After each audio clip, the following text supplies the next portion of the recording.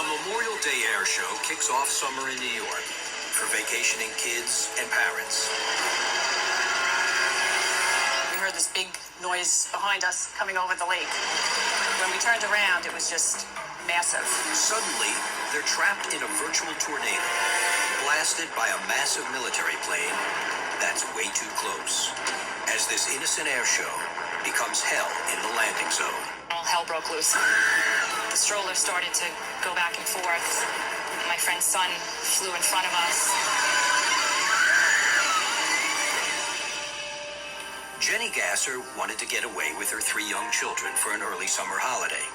They headed for Staten Island's Clove Lakes Park, only minutes from the heat and noise of Manhattan. And today, they're going to see an air show. With 1-year-old Kate in a stroller, her 5-year-old sister Emma, and 8-year-old Connor, who can't wait to get there. My son loves it. You can go into the helicopters, you can speak with the Marines, they get to hold the guns. They join a few dozen spectators under some trees at the edge of a field and wait for the excitement to begin. It comes in the form of a Marine Corps MV-22 Osprey. The aircraft takes off and lands vertically like a helicopter. But in the air, it flies fast like an airplane, as the tilting rotors become propellers. At least 34 people, mostly military, have been killed in incidents involving the Osprey since 1991. But no one on the ground is thinking about that. Until now. And it looked like it was maybe just, a few feet over us, right above the tree line. I started saying, okay, you know what, this could actually fall out of the sky and we'd be right underneath it. Sal D'Alessio records the scene on his cell phone camera.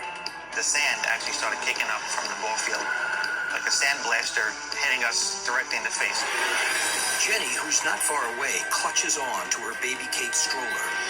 Her sister-in-law, Meg Gasser, is standing right next to them and getting pummeled.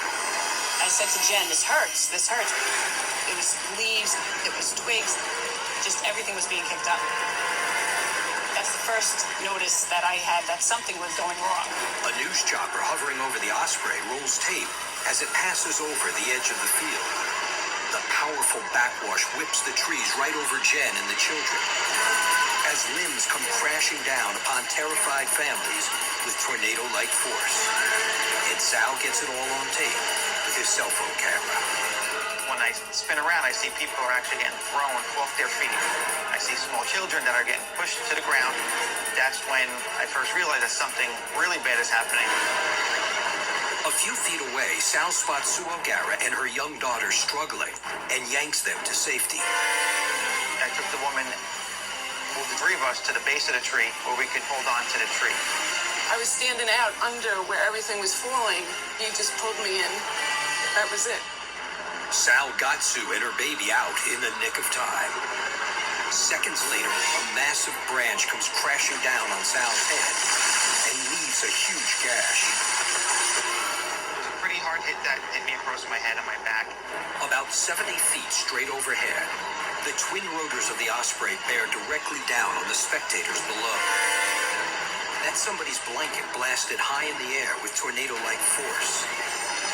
The powerful rotor wash knocks people off their feet and sends some of them flying, as others cling to trees for dear life. My concern was where the kids were because I saw one of the kids blown onto the field. Meg and Jenny struggle with all their might to keep little Kate safe in her carriage. It was extremely scary. It was absolute panic because I couldn't hold on to the stroller.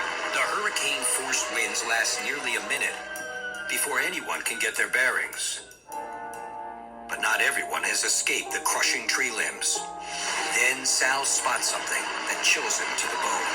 There was a large portion of the tree that was down, and there was a baby carriage that was directly underneath the tree branches. Luckily, that baby carriage is empty.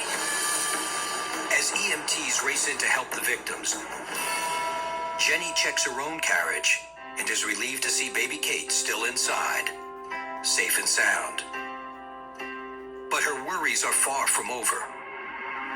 After being pushed and buffeted by the powerful wind, she has lost sight of her other 2 children, Connor and Emma. Then I turned around because I had landed pretty far in front and I had seen somebody's feet sticking out from underneath the tree. Thankfully, the person under the tree is not badly hurt, and Jenny finally locates her other children. She can breathe again. They are all safe. I finally had all 3 children. My older 2 had some bumps and bruises, but nobody was seriously injured. Medics bandage the jagged gash on Sal's head. The man at the center of the storm will require 7 stitches in an emergency room. I didn't realize how serious this was because when I actually stood up, I'm not sure if it was the shock of the incident or if it was just adrenaline. The final toll, 10 injured, all of them minor, a miracle to the people who lived through the hell.